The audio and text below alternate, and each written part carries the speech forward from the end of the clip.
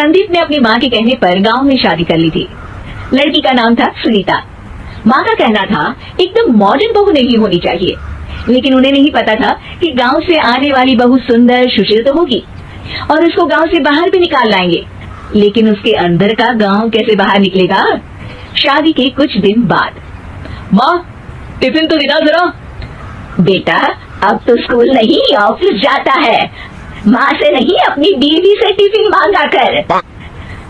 Okay माँ। Sunita tiffin ले आओ। 1 किलो टिफिन, इसके अंदर पिस्ता डाल दिया है। पिस्ता? पिस्ता क्यों? सास जी ने बोला था ना कि आपको पिस्ता बहुत पसंद है। ओहो, मैंने पिस्ता नहीं पास्ता बोला था, पास्ता। पास्ता? कहीं होता है पास्ता? अरे बेटी तू रहने दे, मैं बना दूंगी। अच्छा किया कि पाव भाजी बनाने का नहीं बोला, वरना किसी के पाव बना देती है। सुनीता को बुरा लगता है, लेकिन उसकी नादान हरकतें कम नहीं होती।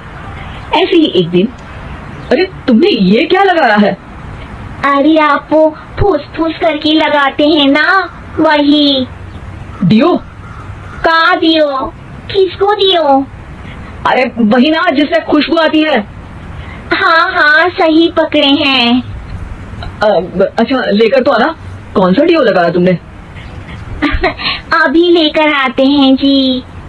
संदीप की बात मानकर सुनीता अंदर से खुशबू वाला फुसफुस लेकर आती है। OMG!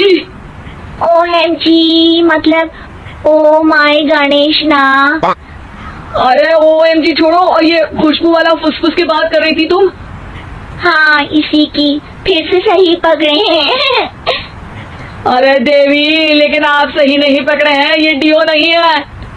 डियो नहीं है तो क्या लियो है? अरे ये रूम फ्रेशनर है जिसको कमरे में छिड़कते हैं, खुद पर नहीं।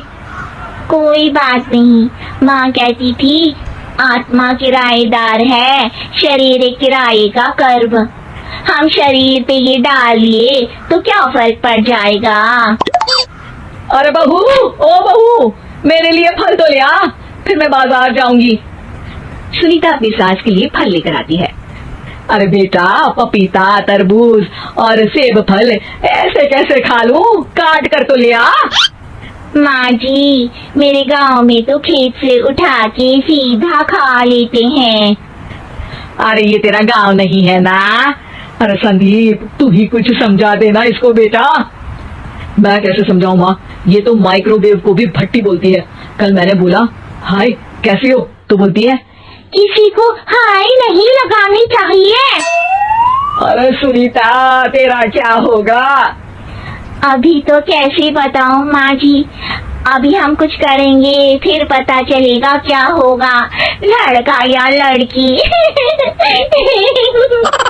हे भगवान, कहाँ से आ गई है?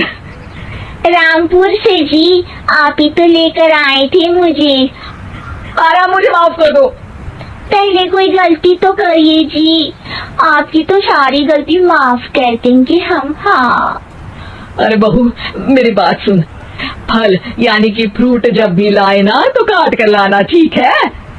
जी ठीक है माँ जी, फल यानी फ्रूट यानी काट के लाऊंगी। सुनीता रोज ही कोई ऐसी हरकत कर देती जिसकी वजह से उसे घर में 2 बातें सुननी पड़ती। एक दिन, माँ मेरे बॉस घर पर आने वाले हैं शाम को, उनका बर्थडे है, फैमिली साथ नहीं रहती उनके, तो यही पार्टी कर लेंगे। उनको अच्छा लगा तो शायद मेरा प्रमोशन भी हो जाएगा। मैं ना फ्रूट केक लाकर फ्रिज में रख दूंगी और तेरे साथ आज खाना मैं बनाऊंगी, ताकि जब साहब आए तो खाने में कोई गड़बड़ ना हो। शाम को जब सारी तैयारियां हो जाती है, संदीप के साथ बड़े साहब भी घर आते हैं। फ्रूट केक तो ले आना बहू, फिर खाना खाएंगे। और इस सब की क्या जरूरत थी, आपने बुलाया वही काफी है। सर आपका परिवार शहर में नहीं है तो हम ही आपके परिवार जैसे हैं सर। इतने में ही सुनीता फ्रूट केक लेकर आती है और बड़े साहब की टेबल पर रख देती है, और जैसे ही केक के ऊपर का बॉक्स हटाती है, ओह ये क्या है? केक तो कटा हुआ है, मैं तो ऐसा नहीं लाई थी। आप मुझे शाबाशी दे सकती है माँ जी, मैंने ही केक काट दिया। आपने कहा था ना फल यानी फ्रूट यानी हमेशा काट के लाना।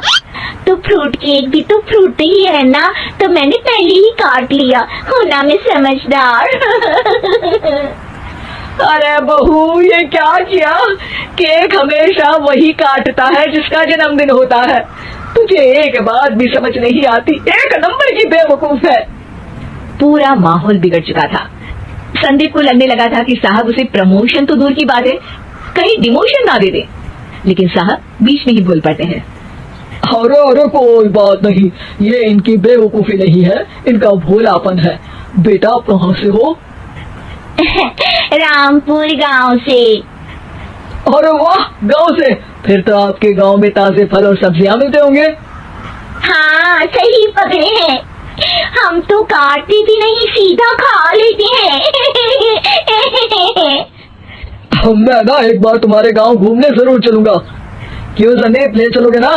मुझे गांव घूमना बहुत पसंद है। बस फिर क्या था, संदीप और सास दोनों खुश हो गए, क्योंकि साहब को सुनीता ने गांव की बात करके खुश कर दिया था। अब संदीप का प्रमोशन पक्का था। शिक्षा, कभी भी किसी भी गलती पर घबराना नहीं चाहिए। हो सकता है कि उस गलती की वजह से आगे बड़ा फायदा हो जाए।